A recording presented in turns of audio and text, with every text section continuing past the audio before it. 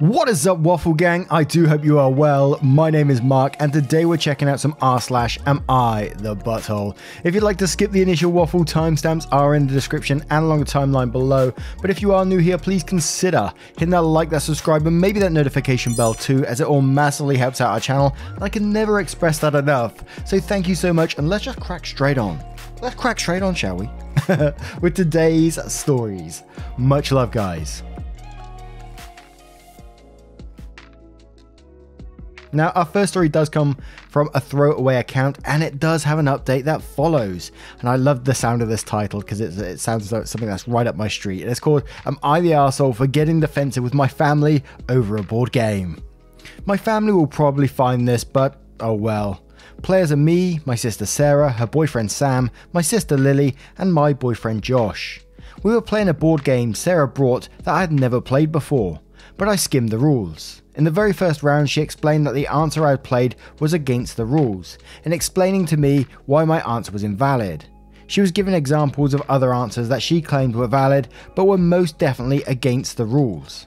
I agreed that my answer was invalid, but I was confused by her explanation, as she has given various examples of other answers that were also invalid. For the curious, the game was off topic. You were given a die with 26 sides, one side for each letter of the alphabet. You roll the die and it gives you a letter. All your answers need to start with that letter.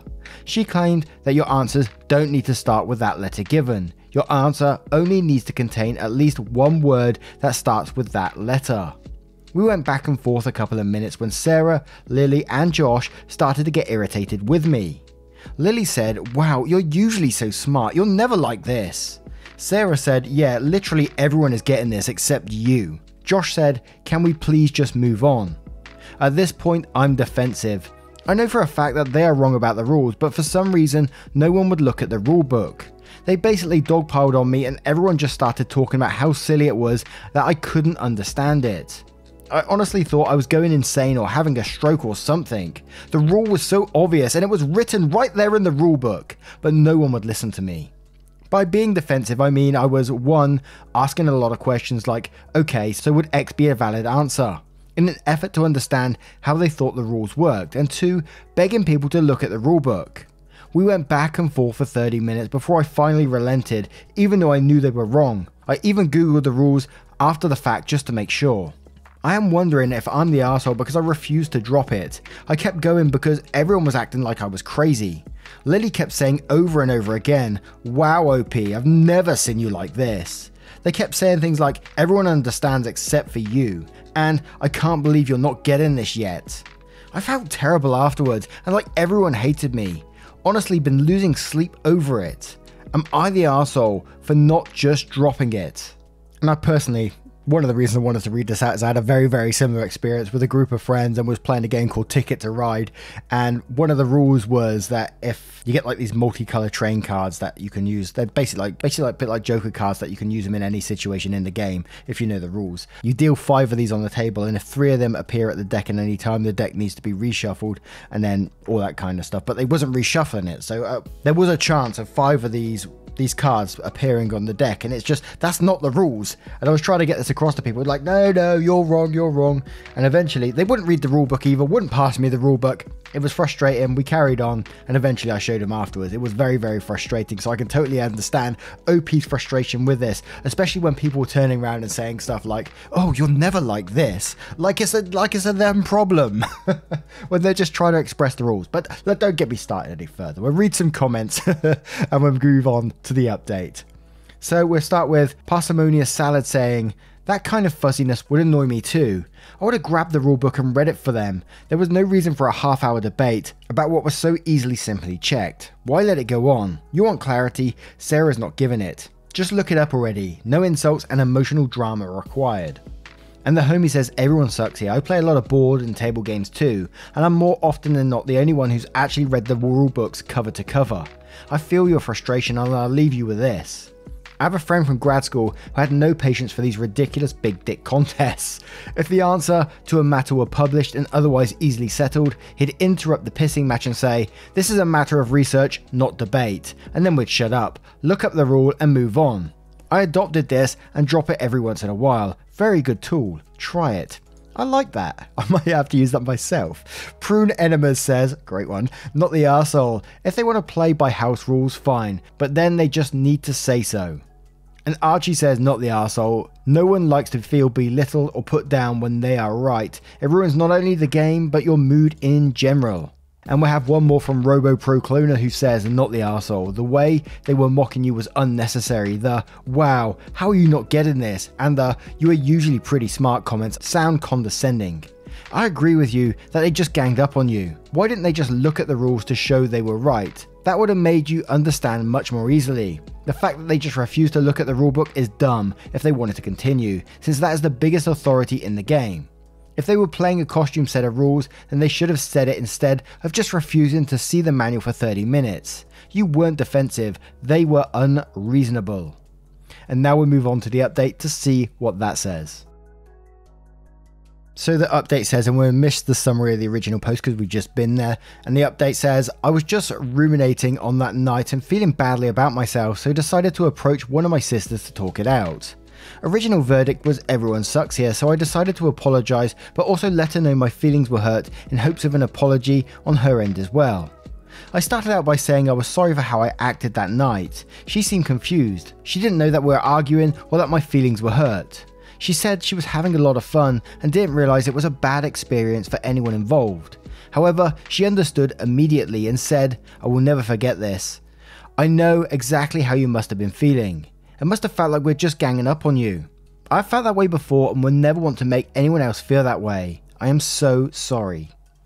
I was amazed at how empathetic, emotionally intelligent and kind she was being. I was also relieved to know that I was the only one who was having a bad experience that night. I thought I had ruined the evening, but apparently I was the only one who felt like something had gone amiss. I feel so proud of my sister for how she reacted to letting me know my feelings were hurt. Guys, this girl is only 21, yet I have never had so much success in communicating hurt feelings with anyone. Ever.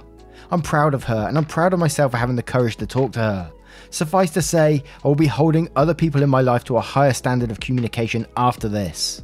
And as always, this is one of my favourite things about this subreddit, especially when you get an update as well, is when people take their verdicts, they act upon them and they start a conversation. Even if the verdict, you don't think it's correct or whatever, but it starts a conversation with that person, then something positive comes out of it. It's absolutely amazing. When that line said, and when they said they'd never forget it, it was like, I felt my eyes welling up because of it, and the relief that person felt as well. It's absolutely amazing. So a little positivity to get this video started, and let's move on to the next story. Now this next story comes from Safe Taro.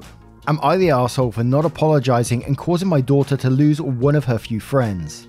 My daughter is 12 years old. She's always struggled making friends, but last school year met Danielle. To me, Danielle was a little bossy and cared a lot about popularity, obsessed with making my daughter popular, but I figured she was just trying to help, and she was nice. When the schools reopened, Danielle's mum asked me if I wanted to carpool. She'd drive the kids in the morning and I'd pick them up along with Danielle's older brother, 14. I agreed. At first it went well and the girls loved it, but one constant struggle was getting Danielle and her brother to wear their seatbelts. This is a no argument situation for me. Kid or adult, you're wearing a seatbelt. I lost a friend in high school and it all could have been prevented had she worn it. The kids constantly complained and would take them off. I talked to their mum and she kinda shrugged it off. Eventually they got a little better about not arguing about it, but still wouldn't do it on their own. It came to a head a few weeks ago. I had to stop at the post office before I brought them home. I parked my car, walked to the mailbox and came back. It took all of a minute, but in that time Danielle and her brother had taken them off. I told them to put them back on. They refused. I said I wasn't driving until they put them on. They still refused. I called their mother and she didn't answer. Called their father, he didn't answer. Finally, I just followed through on my threat and sat there until they finally put them on. It took 45 minutes. The whole time my daughter kept begging me just to drive, but I refused. I dropped them off back at home. Their mum calls me mad. She said I made her son late for a soccer game. I said he wouldn't have been if he just wore a seatbelt. She told me I'm not their mum, so I don't get to control them. I said if they're in my car, they follow my rules. It all ended up with us agreeing to stop the carpool arrangement, which I was fine with. We finished the school year driving our own kids to school. However, now Danielle's mum says that they can't talk until I apologise to Danielle and her brother. I refused. I did nothing wrong. My daughter is upset because Danielle is one of her few friends. My husband thinks I should fake an apology so our daughter can keep her friend. I don't think it's worth it. I'm not setting an example that they can do whatever at my house and I won't say anything. My daughter is hurt and furious, currently not speaking with me. Now, I've got to start off by saying I feel so sorry for OP in this situation. They're in a no-win position right here because I don't think that OP should be apologising. This is definitely a not the arsehole for me. I'm not sure what the rules are like in the US or anywhere else, but in the UK, seatbelts are a legal requirement. You're required to wear them. And I wouldn't want the responsibility of someone else's children not wearing seatbelts in my car. Imagine if you was to have an accident, the guilt you would feel if something was to happen to them. And I can't believe the entitlement of the other mother to go on about that you made them late rather than caring about her child's safety. I mean, what the hell is that? What logic is that? That's insane. Absolutely not the arsehole to me, but let's check out some comments. And, you know, as I said, you're in a no-win situation because your daughter's not is going to dislike you for this, but I wouldn't apologise for that either. You can't be apologising for entitled people for their own shitty behaviour. But yeah, I'm going off again. Lady Torpant says, I think I would die on this mountain too. What kind of people set an example for their children that 1, it's okay to not wear a seatbelt, and 2, it's okay to argue with another adult for that for 45 minutes? Not the arsehole. Your daughter might not realise it now, but you may have helped her dodge a bullet. And Sylphie Star says not the arsehole. Assuming you're in the US, it's the law. What even? What the fuck? And Siong 2017 says not the arsehole. In fact, Daniel's mother owes you an apology for raising 2 children that were blatantly disrespectful. Seatbelt saves lives. You did the right thing. And Spotsy says, not the arsehole. That mum wants you to apologise to 2 kids for following the law and keeping them safe? That's incredibly messed up and also sends a terrible message to your own kid. And A-Base says, not the arsehole. You're right on your car, your rules. I don't see any value in apologising and helping this other mother enforce a terrible life lesson on her kids. And we'll have one more from R Not My Real Dad saying, not the arsehole. This isn't about parenting, it's literally the law, with something like a $500 fine, and life or death. They weren't going to reimburse you should you have been ticketed, and you can bet your butt they would have sued you had you gotten into an accident. Now, what would you do? How would you approach this situation? Is there a way that, you know, OP's daughter can still be happy and get around this without apologizing? I can't think of a way, but maybe you know better. Let me know your thoughts in the comments below and we'll move on to the next story. Our next story is from Only Composer 9085. Am I the arsehole for refusing the wedding venue my mother-in-law chose, even though she is paying for it? My fiancé and I got engaged a few months ago, and now starting to plan our wedding. We are both only children, so our parents have offered to help us pay, with fiancé's parents covering the venue cost and my parents covering catering. This is incredibly generous and we are so grateful for them. However, the wedding venue has become a problem. My fiancé's family is from the deep south, and many of them had their weddings at this specific venue, including mother-in-law and father-in-law.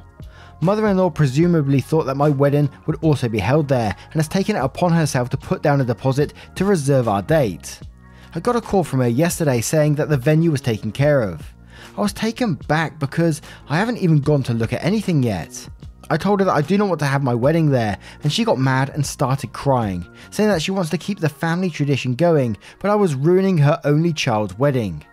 My fiancé is on my side, but some other family members have spoke up and said I should be grateful and accept because mother-in-law is paying for my wedding.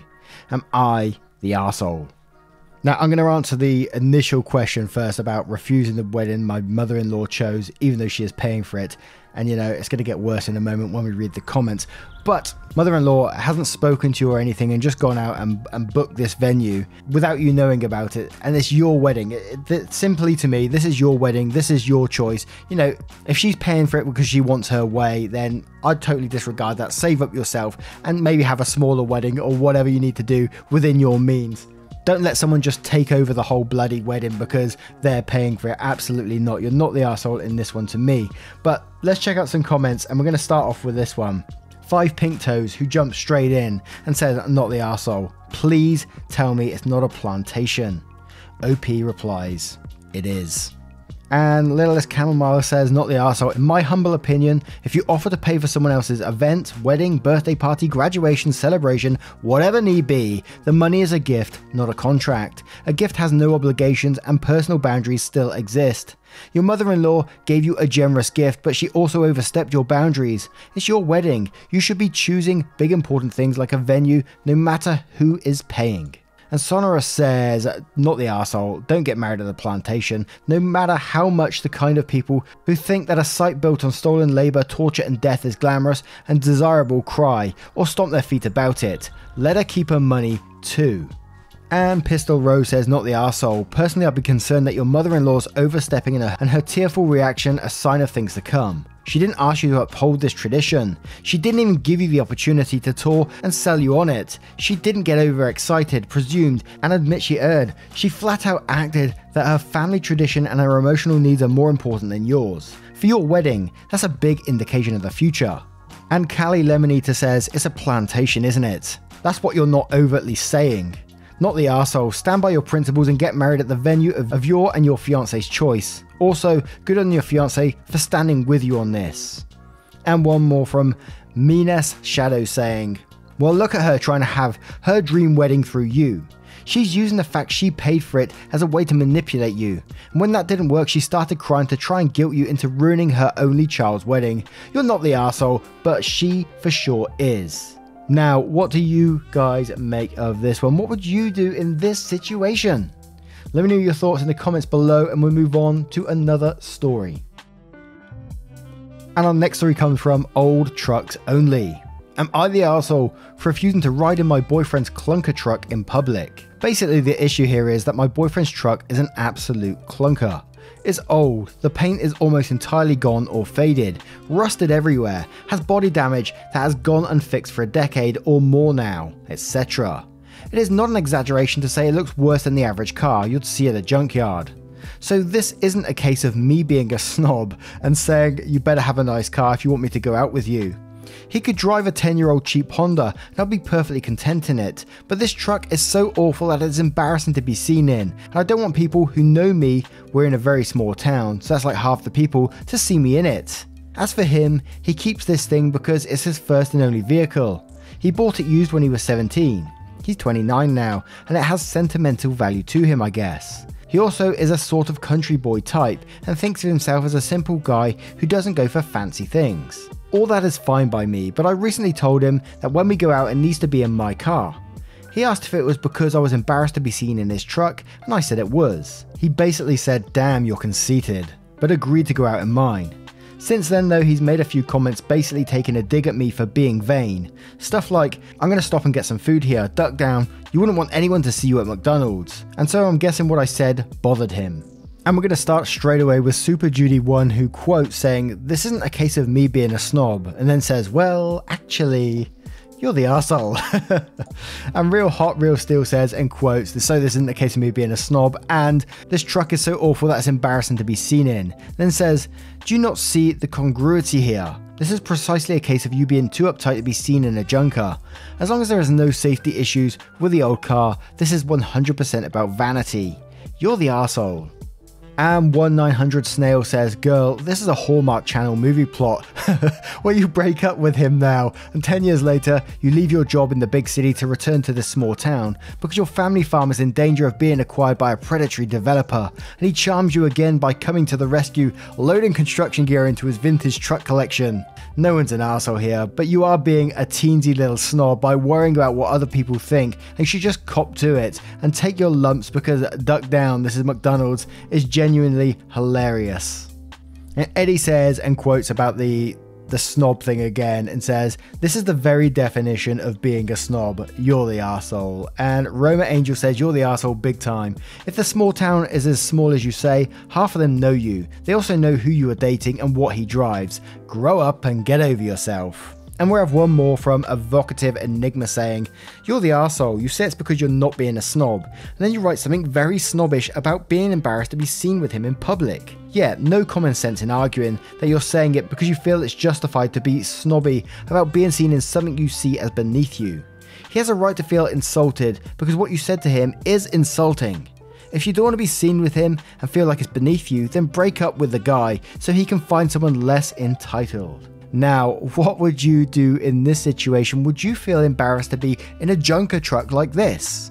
Let me know your thoughts in the comments below, and your thoughts and verdicts on the rest of today's stories. If you have a moment of your time to share them, I would love to hear them. And as always, I love to hear what you're up to today. Always update me with what you're up to, because it's one of my favorite things. Thank you so much for your love, support, and time towards the channel. It means the absolute world, and you keep me going on the daily. Thank you so much, and I will see you in the next one. Take care, guys. Much love.